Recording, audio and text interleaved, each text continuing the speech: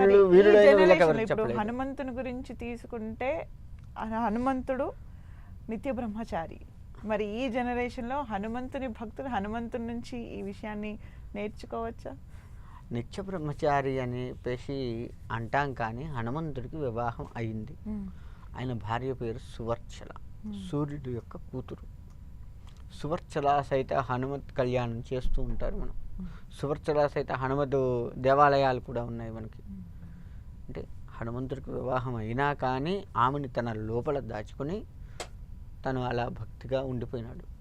అంటే అక్కడ నేర్చుకోవాల్సింది అంటే మనం భార్యని. ఇప్పుడు చాలా చోట్ల హనుమంతుని దేవస్థానాలే చూస్తుంటాం. సువర్చల సమేత హనుమంతుని దేవాలయాలు ఎక్కడెక్కడ కనిపిస్తాయి గురుగారు? మనకి లెక్క వేసుకుంటే హైదరాబాద్లో ఉన్నాయి, ఇంకా చాలా చోట్ల ఉన్నాయి. హైదరాబాద్లో అయితే ఉన్నది, మనకి వనస్థలిపురంలోనే ఉంది ఒకటి సువర్చల సైత హనుమత్ దేవాలయం. అలా కళ్యాణం చేస్తారు మనకు. హనుమత్ జయంతి నాడు హనుమత్ కళ్యాణం చేస్తారు.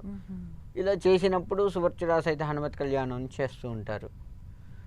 ఇలా మనకి స్వామివారిలో అంటే ఇప్పుడు నిత్య బ్రహ్మచారి అన్నారు, మరి ఆయన బ్రహ్మచర్యాన్ని పాటిస్తూ ఉన్నాడు. మరి అంటే ఇక్కడ నేర్చుకోవాల్సింది ఏంటంటే భార్యని కూడా తనలో కలుపుకొని, తను వేరు నేను వేరు కాదు, ఇద్దరం ఒకటే అన్నట్లుగా తనలో నింపుకొని. విష్ణుమూర్తి తత్వం కూడా అదే కదా, గుండెల్లో పెట్టుకొని చూసుకున్నాడు. అమ్మవారు ఎక్కడ ఉంది? విష్ణుమూర్తికి గుండెల్లో ఉంది. అంటే భగవంతుడు ఇచ్చే సందేశం ఏందయ్యా అంటే మనకి భార్యాభర్త వేరు కాదు, ఒకరి గుండెల్లో ఒకళ్ళు ఉండి తీరాలి.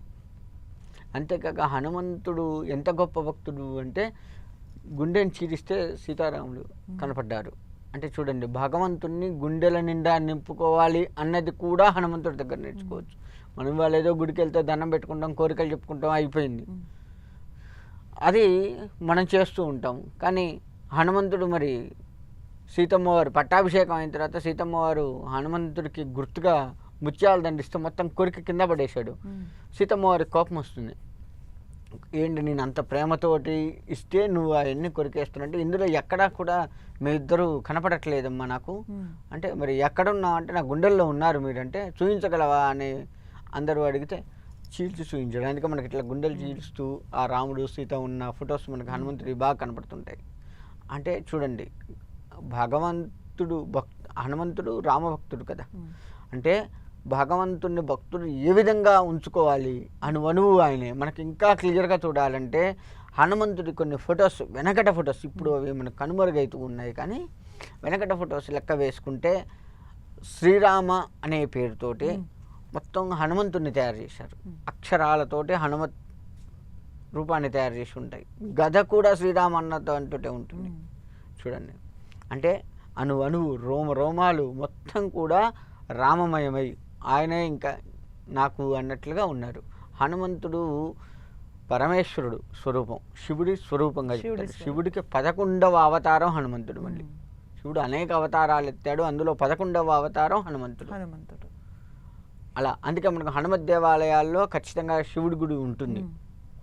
శివకేశవులు ఆయన అచ్చంగా కేశవుడిగా పుట్టిన శివ అంశగా పుట్టారు. హనుమాన్ జయంతి సందర్భంగా హనుమాన్ చాలీస గొప్పతనాన్ని నేటి తరానికి మీరు తెలియచేయండి.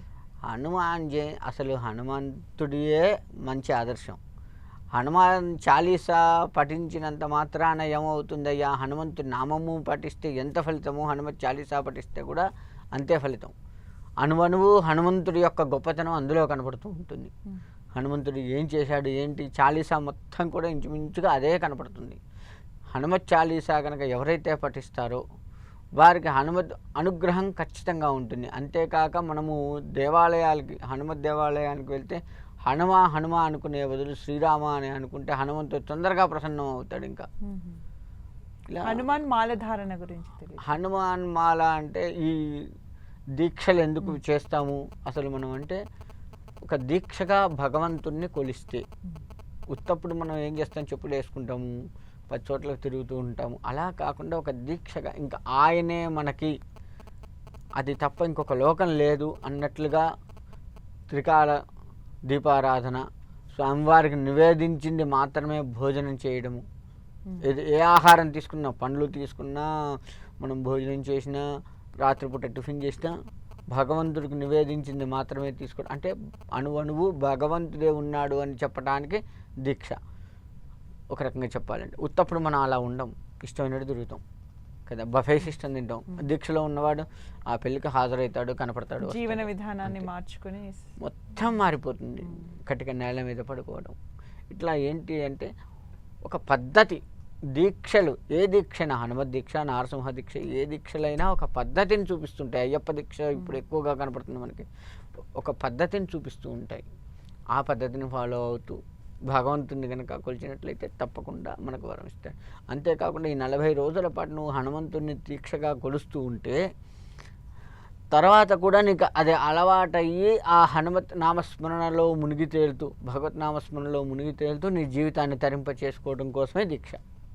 మనం ఏం చేస్తున్నాం, ఈ 40 రోజులు మాత్రమే దీక్ష తీసేసామంటే ఇక మన ఇష్టం. ఇంకా హనుమంతుడిని మర్చిపోతాం. ఏదో మంగళవారం శనివారం వస్తే స్వామి దగ్గరికి పోతాం, నమస్కారం చేసుకుంటాం, అంతే తప్ప ఇంకేం ఉండదు. ఇంకా హనుమంతుడి గొప్పతనం ఏంటయ్యా అంటే, హనుమంతుడికి మనకి మిగతా దేవుళ్ళు శివుడిని లెక్క వేస్తే ఒక్క సోమవారమే, వినాయకుడిని లెక్కేస్తే బుధవారమే, ఇలా ఏ దేవుడిని లెక్కేసినా ఒక్కొక్క వారం ఉంటుంది. హనుమంతుడికి 2 వారాలు చేస్తాం, మంగళవారము శనివారం 2 చేస్తాం. శనివారం ఆయన పుట్టిన వారం, ఆయన పుట్టింది శనివారం నాడు. మంగళవారం వచ్చేసి ఆయనకి ఇష్టమైన వారం. అందుకని ఆ 2 వారాలు హనుమంతుడి గుడికి వెళ్ళటం చేయటం చేస్తూ ఉంటాం. అలా స్వామివారిని అర్చిస్తూ ఉంటే ఇంకా సత్వర ఫలితం లభిస్తూ ఉంటుంది.